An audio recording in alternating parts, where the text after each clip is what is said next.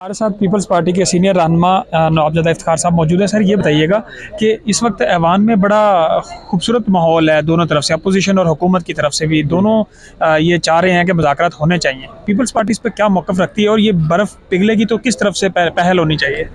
देखिए, इनिशिएटिव तो गवर्नमेंट को लेना चाहिए मगर हम पीपल्स पार्टी का जहाँ तक स्टांस है, तो हमने तो शुरू में जब हम अपोजिशन में थे पिछले उसमें, तो उस वक्त भी हमारा यही था, गवर्नमेंट में अब भी हमारा यही है कि हमें कम से कम नेशनल इशूज़ पे इकट्ठे बैठना चाहिए और जो मुल्क के मसाइल हैं, ख़ास तौर पे मैशियत का है, उसके ऊपर हमें एक कंसेंसस डेवलप करनी चाहिए और एक साथ बैठ के इन मसलों को हल करना चाहिए।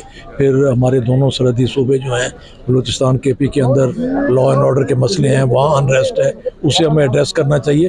तो चेयरमैन बिलावल साहब ने पहले भी कहा है कि मुज़ाकरात हमारे होने चाहिए आपस में विद इन द असेंबली और ब्रॉड बेस होने चाहिए कि तमाम मसाइल हमें डिस्कस करने चाहिए। एक और सर, अगर आप बताएं तो, आप सीनियर पॉलिटिशियन हैं, चीज़ें देखते हैं, अमेरिका का असर रसूख होता है पाकिस्तानी पॉलिटिक्स पे या हालात चेंज होने पे? इन दोनों कहा जा रहा है कि अगर ट्रंप इंतजामिया आएगी तो हालात बदल जाएंगे। ये देखें, इस वक्त तक जो ट्रंप साहब ने जितने अपने मुशीर मुकर्रर किए हैं, वो ज़्यादातर उनका झुकाव उन लोगों का जो है इंडिया की तरफ है।